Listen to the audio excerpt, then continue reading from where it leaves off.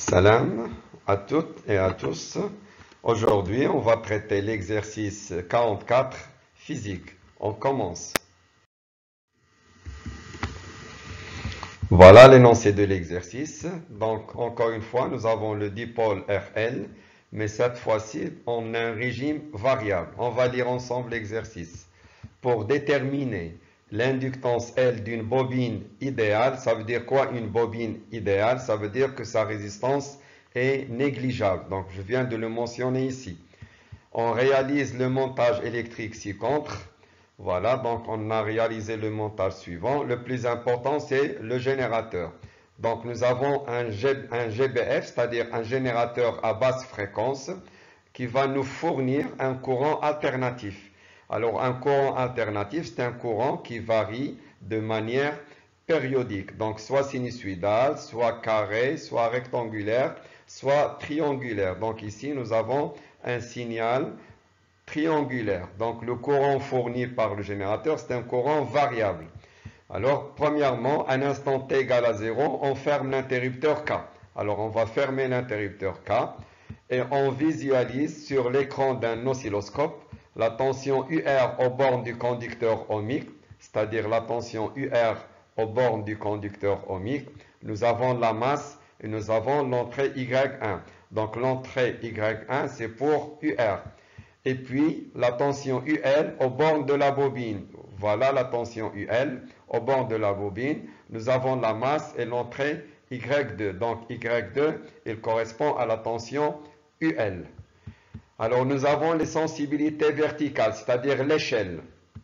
L'échelle utilisée pour l'entrée Y1. La sensibilité verticale, c'est 3 volts par division, c'est-à-dire chaque division vaut 3 volts. 3 volts, 6 volts, 9 volts, ou bien en bas, moins 3, moins 6, moins 9. Ça, c'est pour l'entrée Y1.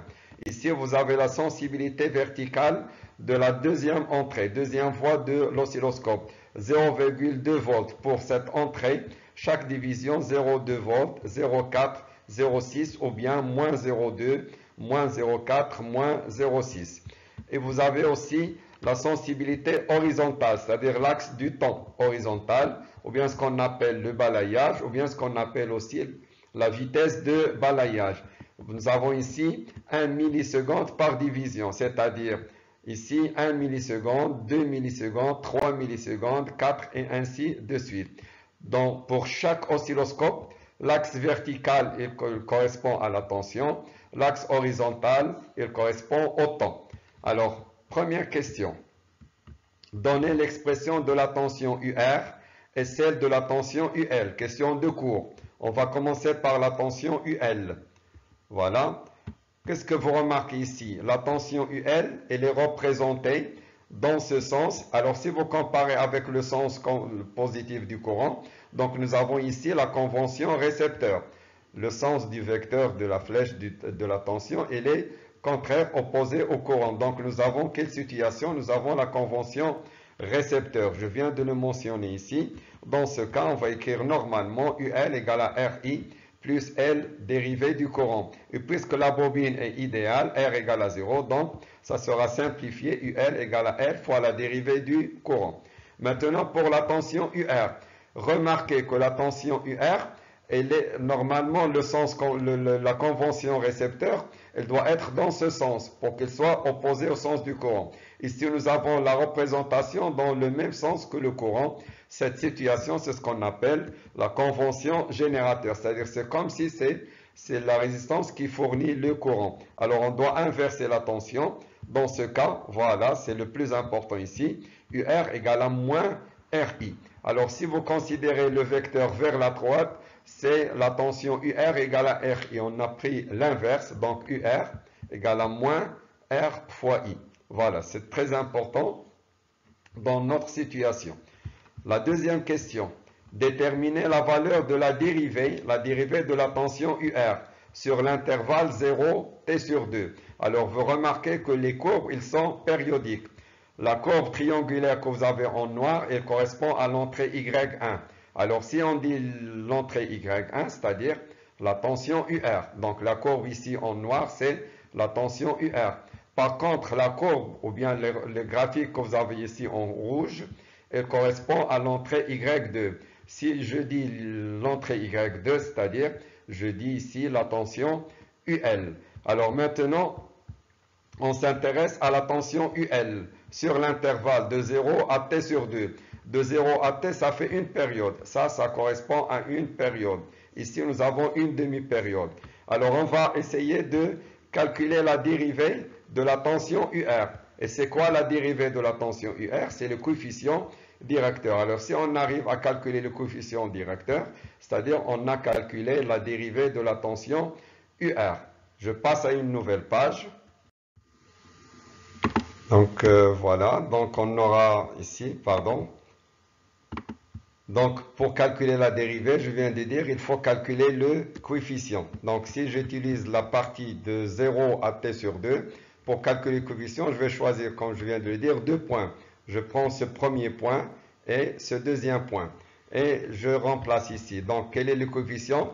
C'est le nombre de divisions de ce point fois la sensibilité, moins le nombre de divisions du deuxième point fois la sensibilité, divisé par l'abscisse de ce point, moins l'abscisse de ce point. C'est-à-dire cette différence ici, ça fait 3 divisions. En général, on va dire le nombre de divisions horizontales fois la sensibilité horizontale. Je remplace. Donc, nous avons ici 2 divisions fois 3. Ici, vous avez moins 1, moins 2 divisions fois 3. Horizontalement, vous avez 1, 2, 3. Donc, 3 fois la sensibilité horizontale qui vaut 1 milliseconde, c'est-à-dire 10 puissance moins 3. En faisant les calculs, on va trouver la dérivée ou bien le coefficient égal à 4 10 puissance 3 volts par seconde, c'est-à-dire volts seconde moins 1. Nous avons volts sur le temps. Voilà. Question 3. Alors, on vous demande dans la troisième question de déterminer la valeur de la tension UL sur le même intervalle, c'est-à-dire sur une demi-période. Pour cela, donc, voilà ce que nous avons en rouge, il correspond à l'entrée Y2, c'est-à-dire la tension UL. Donc, nous avons une tension qui est constante. Combien nous avons de divisions? Nous avons moins une division, c'est-à-dire dans la région négative. Et on va utiliser la relation. Voilà, UL, c'est le nombre de divisions fois la sensibilité. Nous avons moins une division. Et la sensibilité verticale, c'est donné dans l'exercice 0,2. Donc, ça fait moins 0,2 volts. Quatrième question. Déterminer l'expression de la tension UL en fonction de l'inductance, la résistance et la tension UR. On commence par l'expression UL. UL égale à L fois la dérivée du courant. Et nous avons déjà la relation pour déterminer le courant. On a trouvé dans la première question que UR égale à moins R fois I. Donc directement, I égale à moins 1 sur R fois UR. Donc au lieu de dériver I, on va dériver moins 1 sur R fois UR. Moins 1 sur R, c'est une constante qu'on va faire sortir. Et on va garder la fonction UR. Donc finalement, UR égale à moins 1 L sur R fois la dérivée de la tension UR. Voilà l'expression demandée en fonction de L, en fonction de R et en fonction de la tension UR. La cinquième et la dernière question, et c'est ça l'objectif de l'exercice, déduire la valeur de l'inductance L. Donc on a déjà, je reprends la même expression, UL égale à moins L sur R fois la dérivée. Les questions précédentes, c'est pour nous préparer à la cinquième question. Je fais sortir l'expression de L. Voilà, je trouve que L égale à moins UL fois R divisé par la dérivée de UR. Et on va finir par l'application numérique. On aura L égale à moins. UL, on a déjà calculé UL moins 0,2. La résistance, vous avez 1 kΩ, c'est-à-dire 10 puissance 3. Et on a déjà calculé la dérivée 4 10 puissance 3. Alors, si vous faites les calculs, voilà, on trouve 5 10 moins 2 Henri. Alors, qu'est-ce qu'on a fait? On a déterminé l'inductance par un régime variable. Donc, l'exercice précédent, on a déterminé L par un générateur de tension. Ici, nous avons un GBF en régime alternatif. Avant de finir, une petite remarque. En général, c'est ça la tension de la bobine. Voilà. Si vous avez un régime continu, c'est-à-dire un courant continu, la dérivée d'une constante continue, ça veut dire le courant constant. la dérivée d'une constante égale à 0. Donc on aura tout simplement UL égale à RI. On dit que la bobine se comporte comme une résistance. Si vous avez un régime variable, donc en plus de l'effet de la résistance, vous avez la dérivée de I qui ne vaut pas 0, donc vous avez un deuxième effet. Quand est-ce que l'effet de l'inductance apparaît? Si vous avez un courant variable. Si vous avez un courant continu, il n'y a pas d'inductance et la bobine, elle est considérée comme une résistance ou bien un conducteur ohmique. Alors ici, dans notre cas, on a utilisé une résistance idéale, donc ça vaut 0, et on a gardé seulement l'effet ou bien le paramètre de l'inductance. Voilà, j'espère que c'est clair. Bon courage au prochain exercice.